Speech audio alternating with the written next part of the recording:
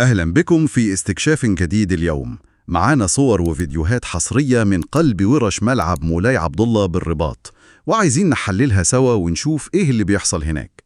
الهدف نفهم الوتيرة السريعة دي للشغل والاستعدادات لكأس أفريقيا 2025 وطبعا كأس العالم 2030. يعني الأمور شكلها ماشية بسرعة فعلا. خلينا نشوف التفاصيل. بالتأكيد اللقطات دي مبهرة ومش مجرد أعمال بناء عادية، لا دي بتعكس طموح كبير وقدرة تنظيمية ملفتة للنظر. واضح إنهم بيستخدموا أحدث المعدات والتقنيات. خلينا نشوف. طيب نبدأ بالواضح قوي من بره، الهيكل الخارجي. الصور بتبين إن الهيكل المعدني ده الكبير ده خلاص قرب يخلص، وبدأ يدي للملعب شكله، الشكل العصري اللي بيقولوا عليه شبه القوقعة ده. إيه أهمية التصميم ده تحديداً من الناحية الهندسية؟ هو التصميم ده فعلا مش بس عشان الشكل الجمالي، لا هو بيعكس توجه معماري، يعني ممكن نقول حديث، هيخلي الملعب أيقونة بصرية. بس الأهم إن الهياكل المعقدة اللي زي دي بتحتاج دقة تنفيذ عالية جدا. فكونه قرب يكتمل بالسرعة دي ده دليل على كفاءة التخطيط والهندسة في المشروع. أعتقد ده بيحط معيار جديد للمنشآت الرياضية في القارة. كلام مهم. طيب ولو بصينا جوه الملعب بقى، الصور بتورينا شغل كتير قوي جوه كمان.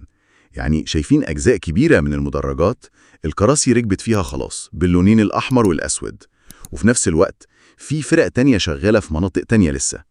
إزاي التزامن ده بيحصل؟ ده بيوضح إن في تنسيق لوجستي على مستوى عالي جدا.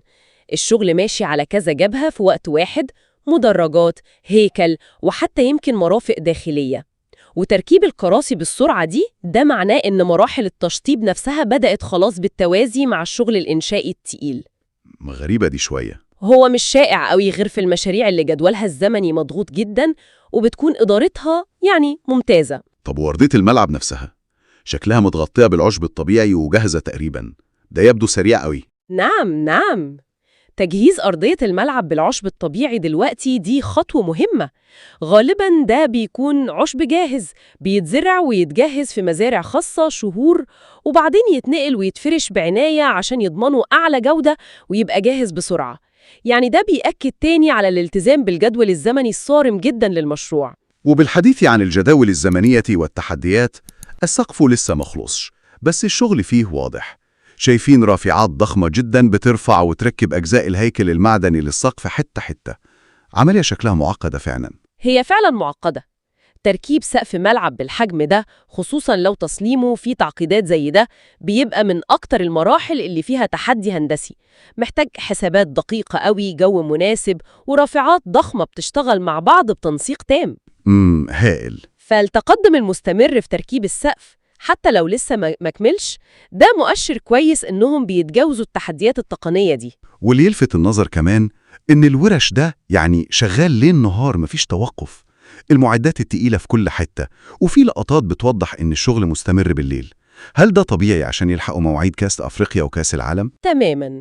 الشغل 24 ساعة بنظام الورديات ده أساسي في المشاريع العملاقة اللي زي دي، وخصوصاً اللي مرتبطة بمواعيد دولية محددة. مفيش أي مجال للتأخير. الجهد المكثف ده مش بس عشان يسلموا الملعب في وقته. أكيد. لا ده كمان بيخلي المشروع نفسه رمز يتجاوز فكرة إنه مجرد منشأة رياضية. بيعكس قدرة وإصرار على الإنجاز بمستوى عالمي. إذن اللي بنشوفه ده مش مجرد تجديد أو تحديث، لا ده بناء صرح جديد فعلا، بيحط الرباط والمغرب في مكان تاني خالص على الخريطة الرياضية العالمية. وهو تجسيد للي المصدر قاله عن العزيمة والتحدي والطموح. بالظبط. المشروع ده هيرفع مستوى البنية التحتية الرياضية بشكل كبير جدا، وهيدي للعاصمة ملعب عالمي يقدر يستضيف أكبر البطولات. والأهم من ده كله الرسالة اللي بيبعتها عن قدرة المغرب إنه ينفذ مشاريع بالحجم ده وبالجودة دي. يبقى خلاصة تحليلنا للصور دي إن الشغل في ملعب مولاي عبد الله ماشي بخطوات يعني ثابتة وسريعة جدا نحو الإنجاز، وواضح إنهم بيتغلبوا على تحديات هندسية ولوجستية كبيرة. نعم، كل المؤشرات إيجابية جدا.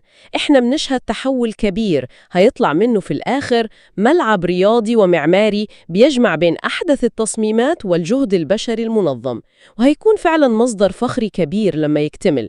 وزي ما المصدر قال إنه ملعب يشبه الحلم ويقترب كل نهار من لحظة التتويج.